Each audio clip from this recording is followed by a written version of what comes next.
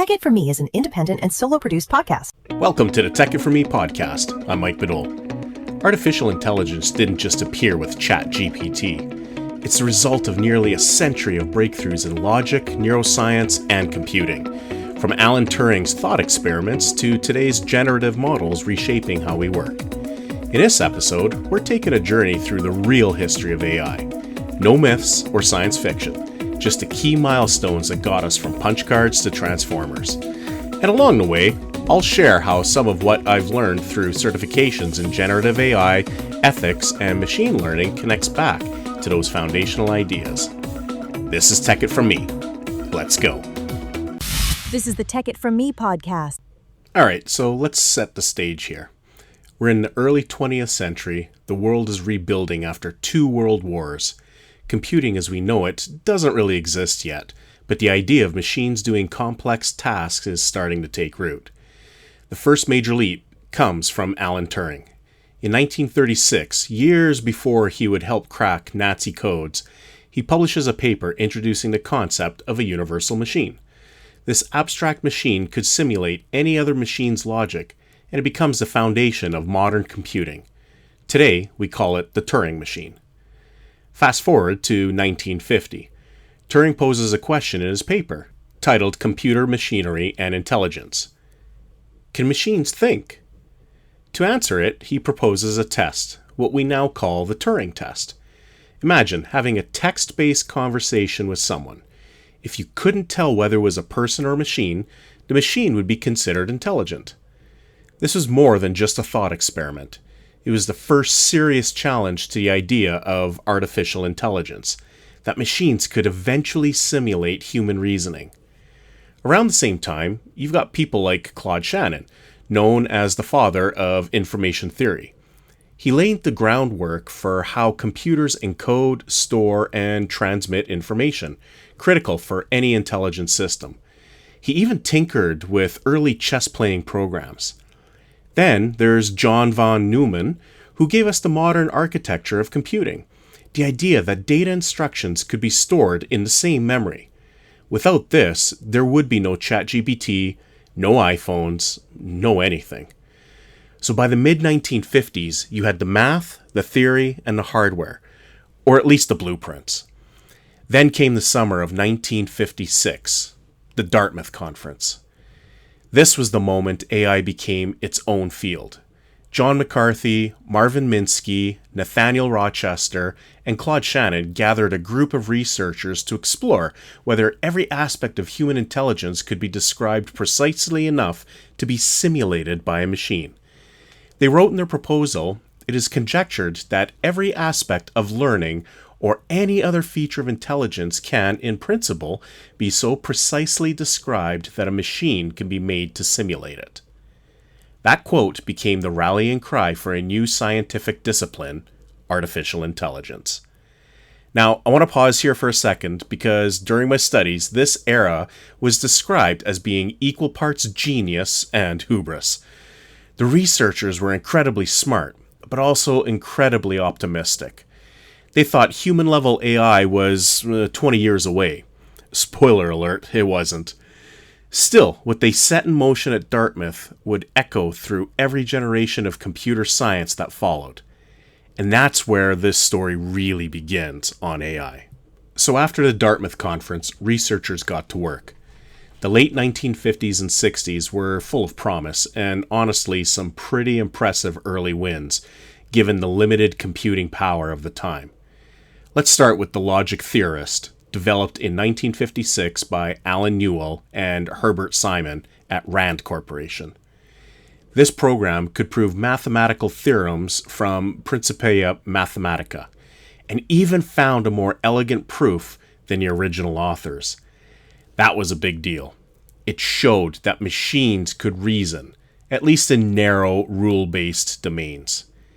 Then there was ELIZA, built by Joseph Weizenbaum at MIT in 1966. ELIZA was an early natural language processing program that simulated a Rogerian psychotherapist. It used pattern matching and substitution to respond to users' input in a way that felt conversational. So here's an example. User, I'm feeling anxious about work. Eliza would respond, why do you say you're feeling anxious about work? It was simple, almost mechanical, but it created the illusion of understanding. People became emotionally attached to it. Weizenbaum was actually disturbed by this. He intended Eliza as a parody, not a therapist, but people poured their hearts out to it. This was one of the earliest ethical red flags in AI, a reminder that just because something sounds intelligent doesn't mean it necessarily is. Same could be said about some humans today, but I digress. And this theme, user perception versus actual intelligence, is still relevant today, especially with tools like ChatGPT. Now, despite these early examples, the reality behind the scenes was clunky, to say the least. These systems worked well in controlled environments, but they couldn't deal with ambiguity, nuance, or real-world variability.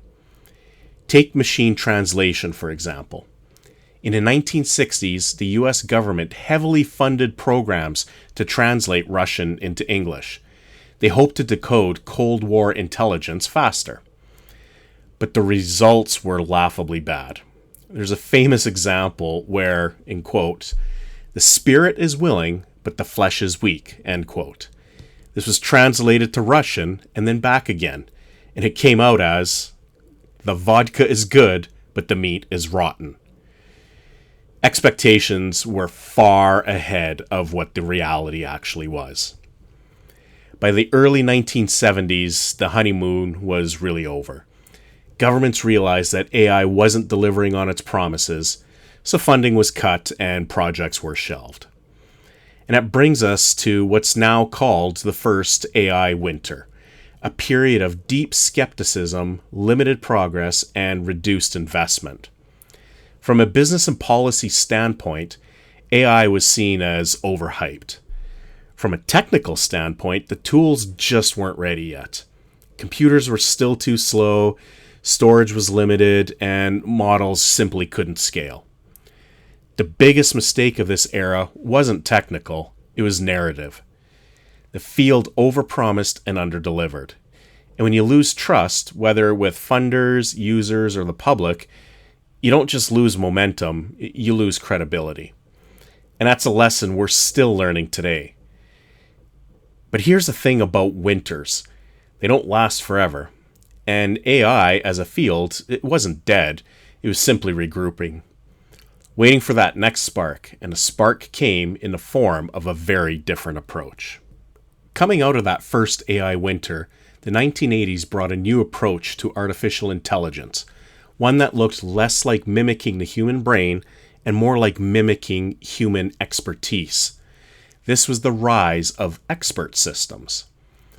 Unlike earlier attempts to recreate general intelligence, expert systems focused on narrowly defined problems. The concept was straightforward. Take the knowledge of a domain expert, such as a doctor or a mechanic, and encode it as a set of rules the computer could follow. And for a while, this approach worked. One of the most famous systems was Mycin, developed at Stanford. Mycin, spelled M-Y-C-I-N, diagnosed bacterial infections and recommended treatments. In controlled tests, it even outperformed junior doctors. But despite the accuracy, Mycin was never deployed in real hospitals. You might ask why, and the answer is quite simple. It couldn't explain its reasoning in plain language. And when it comes to life and death decisions, people need to understand why the machine made its recommendation. That lack of transparency created a trust gap, and that's something we still deal with today in AI systems, particularly when decisions affect people's health, finances, or legal outcomes. Despite this, expert systems caught on in the corporate world. Companies like American Express and Digital Equipment Corporation invested in internal tools for credit scoring, troubleshooting, and support. The logic was appealing. Capture what your best people know and use it to scale decision-making. But expert systems had a critical flaw. They didn't learn. Every rule had to be programmed by hand. If the world changed, say fraud tactics evolved or new regulations came in, someone had to update the rules. They were only as smart as the last time someone told them what to do. As complexity grew, maintaining these rule-based systems became a burden. They couldn't adapt, they couldn't generalize, and they couldn't improve on their own. By the late 1980s, companies started abandoning them. The second AI winter had begun. This one hit harder, though. Businesses had poured real money into expert systems. Expectations were higher, and when those systems couldn't keep up, budgets were slashed and reputations were ultimately damaged. But there was a silver lining. Expert systems taught us a lot about how humans reason under constraints and about the importance of explainability, maintenance, and scale. They also made one thing clear. If AI was going to survive and grow, it had to move beyond fixed rules. It had to start learning. Coming out of the second AI winter, the field of artificial intelligence found its footing again, but this time with a different mindset.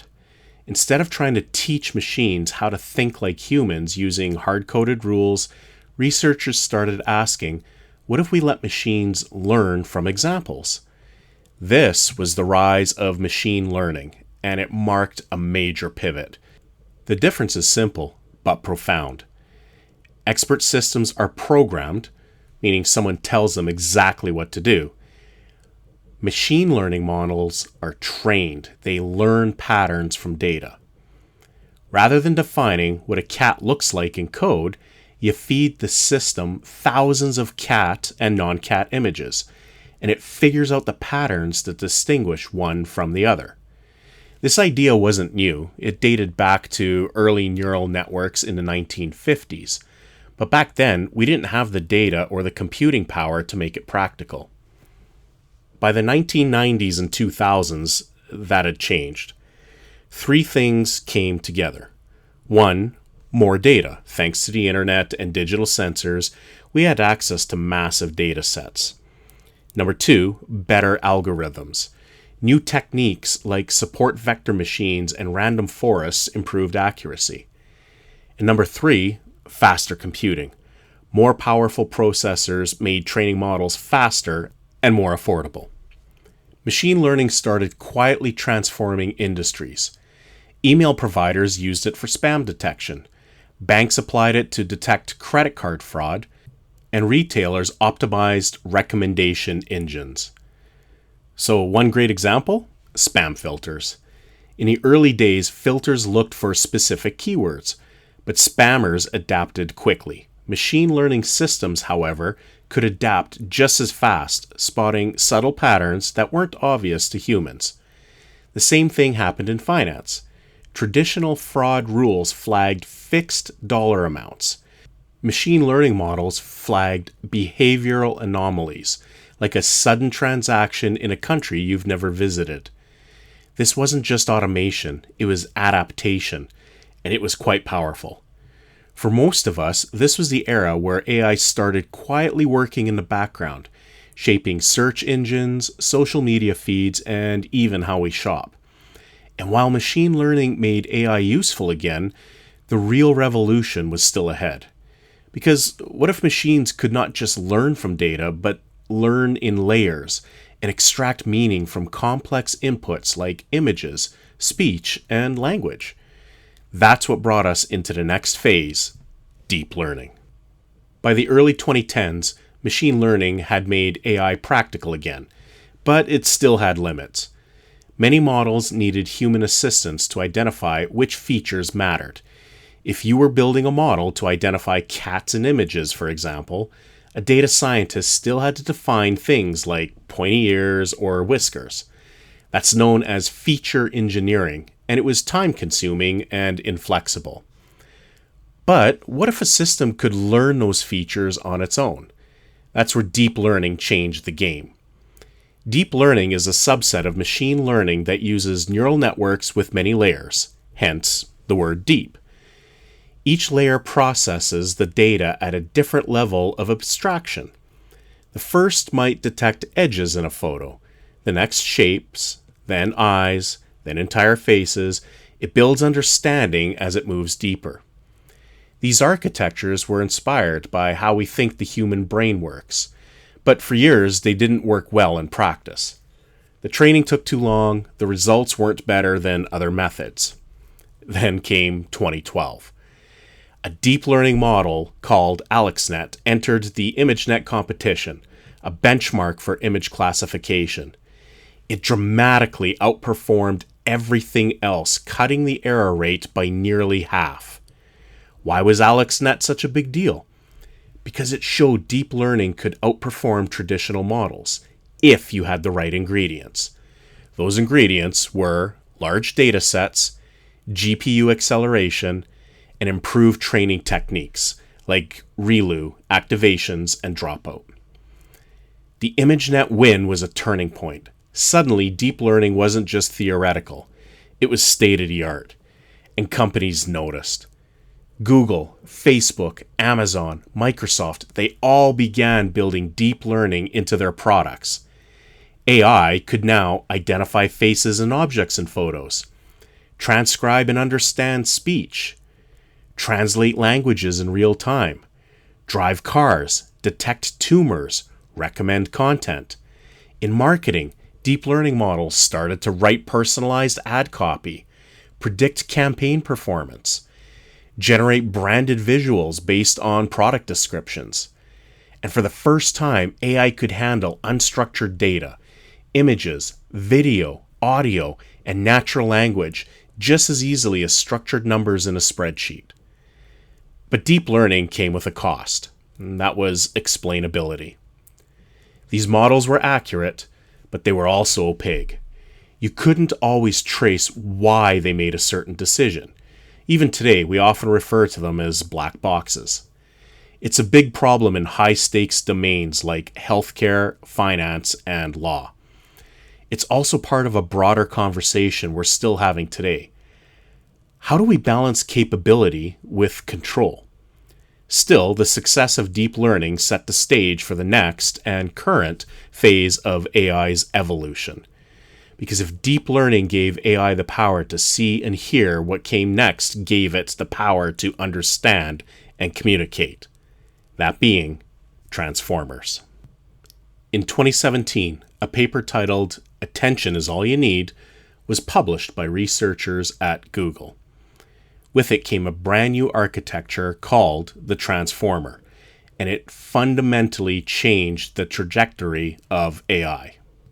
Up until then, most models dealing with language relied on recurrent neural networks, or RNNs, which processed language sequentially, one word at a time. That meant training was slow, and these models struggled to retain context over long passages. Transformers flipped that approach on its head. Instead of processing words one after another, they used a mechanism called self-attention, which allowed the model to look at all the words in a sentence, or even an entire paragraph, simultaneously and understand the relationships between them. So let's look at an example. The cat sat on the mat because it was tired. A transformer-based model can figure out that the word "it" refers to the cat and not the mat, because it considers the full sentence at once. This ability to model relationships across long text makes transformers incredibly good at understanding meaning and context. This architecture became the foundation for modern AI language models. BERT, developed by Google, GPT, developed by OpenAI, and dozens of others from Meta, Anthropic, Mistral, and more. In 2020, OpenAI released GPT-3 with 175 billion parameters, a model capable of writing essays, summarizing content, translating languages, and even generating code. But it wasn't until late 2022, when ChatGPT made GPT 3.5 publicly accessible, that the world truly took notice. Suddenly, anyone, not just developers or researchers, could chat with an AI that sounded almost human. We entered the era of generative AI. And with it came a tidal wave of real-world applications.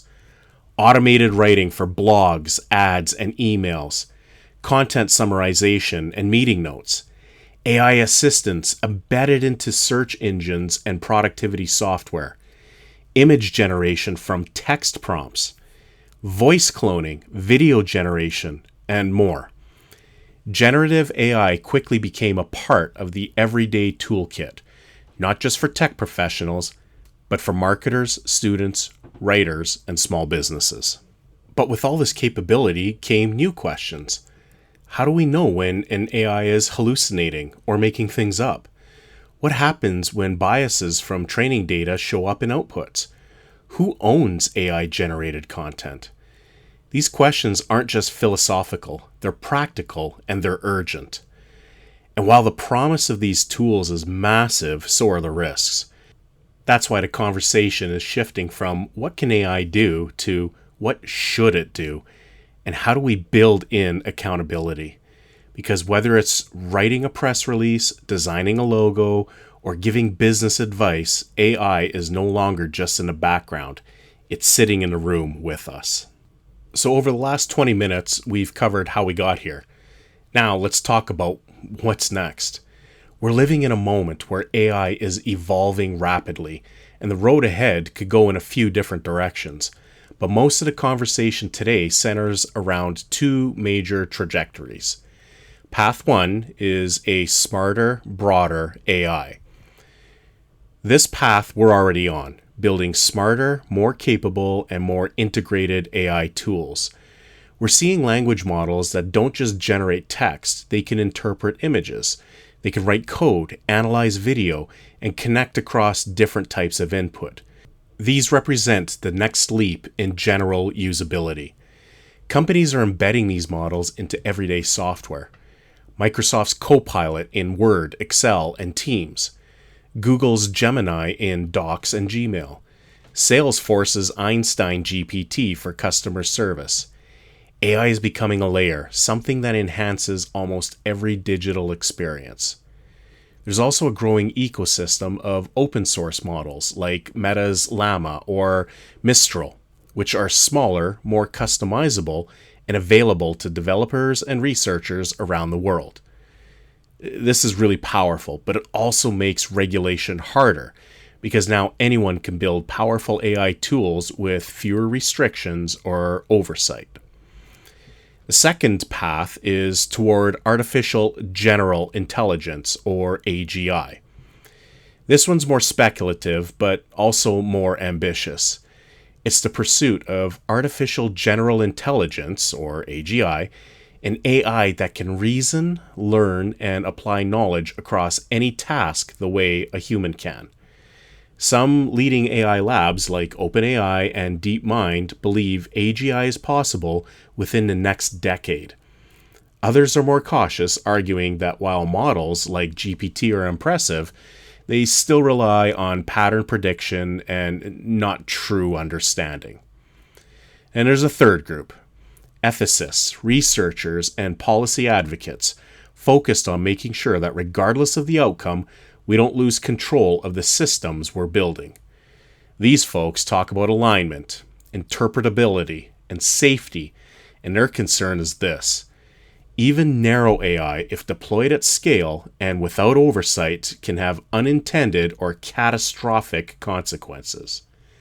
From job displacement to misinformation to deepfakes, the risks aren't just theoretical anymore. They're already here. That's why governments around the world are now stepping in. The European Union has passed the world's first AI law. Canada, the US, and others are drafting policy frameworks. But regulation alone won't solve everything. What we really need are more people in business, in education, and in public life who understand both what AI is and what it isn't. Because AI isn't just a technical challenge. It's an economic one. It's a social one. It's a human one. And the more voices we have at the table, the better chance we have of guiding it towards something that truly benefits everyone. So here's my take. We've gone from rule-based systems to machine learning to generative models that can write, draw, and interact. It's an incredible arc. But every leap in capability comes with new blind spots. So we look ahead. Let's not just chase what's possible. Let's focus on what's responsible. The future of AI isn't just about what we build.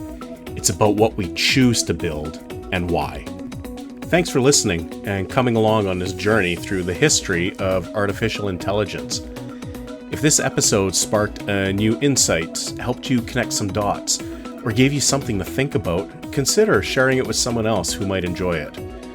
You can follow Tech It From Me on Spotify, Apple, or wherever you get your podcasts from. And if you got some feedback or simply just want to say hello, I'd love to hear from you. Drop me a line at inspire@techitfromme.com. Until next time, thanks for listening. I'm Mike Madole. This is the Tech It From Me podcast.